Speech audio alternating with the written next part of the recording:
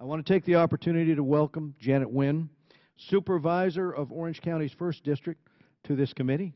Janet's story is a story of millions of Vietnamese who fled their homeland in search of a life free from the horrific human rights abuses that we still see perpetrated today in that country.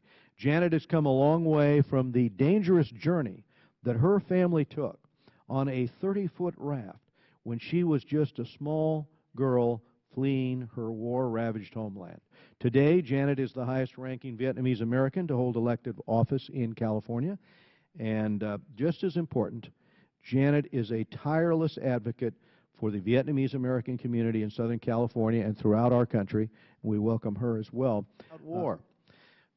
Ms. Janet Nguyen, Supervisor for the 1st District of Orange County, first woman supervisor to represent that district, first Asian American, first Vietnamese American to serve on the Board of Supervisors, as well as the youngest supervisor elected in our history in Orange County.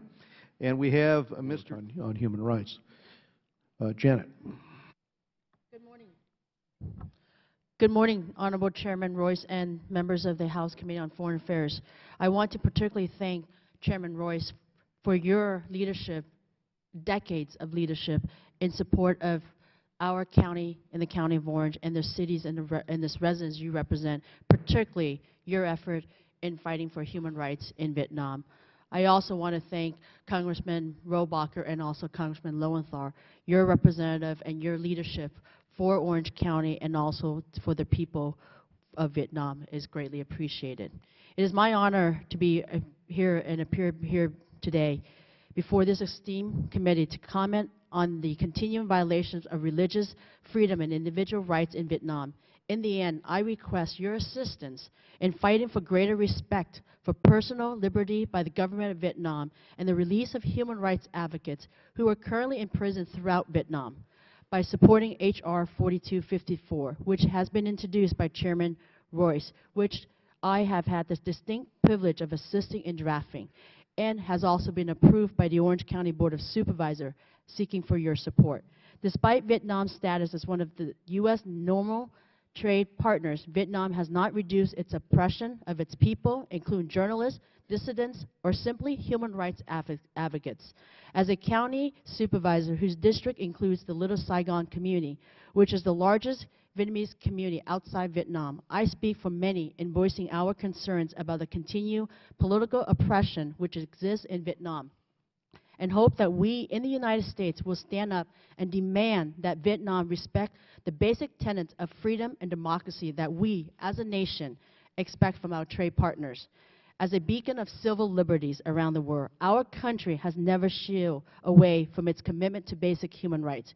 We will not stand idle by while tyrannies repress their people, least of all our own trade partners.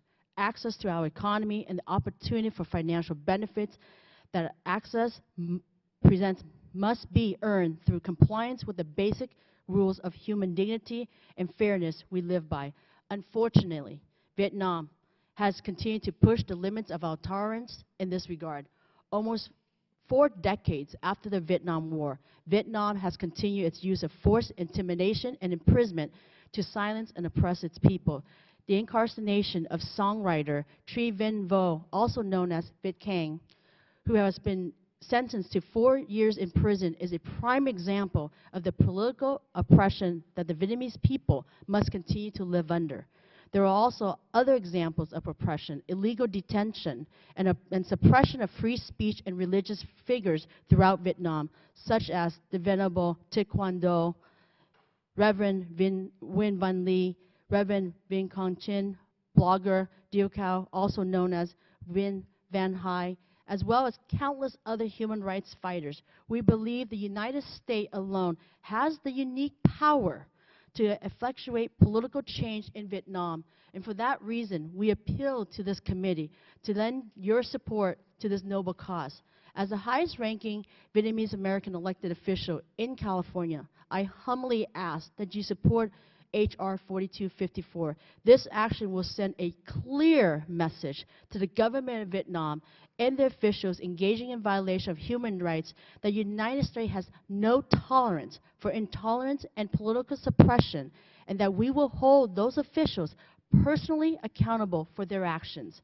I hereby submit a representative numbers of signatures from thousands of committee members from around the country, which is being displayed to show the overwhelming support for H.R. 4254.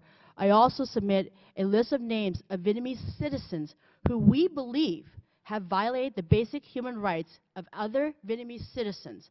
A case summary with evidence of each of their violations is included for your review. Given their blatant disregard for human rights, these individuals should not be allowed entry into the United States of America, nor should they have the ability to use our financial system for their own personal benefit. Therefore, I urge you to consider adopting the list of individuals who are complicit in human rights abuses under H.R. 4254 and adding these individuals to that list for sanction. I would also like to take this opportunity to express the concerns Vietnamese everywhere that despite international condemnation, China has become more militarily aggressive against its neighbors over the past few years. China's aggression has escalated and now includes the violation of Vietnam's territorial rights and capsizing of a Vietnamese fishing boat on May 26th this year with 10 fishermen on board. This conduct is unacceptable and poses a threat to the stability of the region. These actions are hostile and detrimental to the sovereignty interests of Vietnam. Examples of these actions include China deploying an illegal deep-water oil rig in Vietnam's exclusive economic zone, ramming into Vietnamese private fishing boat, and firing a water cannon at a Vietnamese naval patrol ship, which injured several sailors. Given China's increasing aggression, I am fearful that these aggressions could soon result in the loss of life and escalate tension in the South Asia Sea. I ask that this committee also look into this issue as it may significantly impact our nation's interests in the Pacific Rim. Again, thank you for your time and your attention and for the opportunity to speak to you today, and I'm available for any questions. Thank you, Supervisor Nguyen. Thang, go ahead with your testimony, please.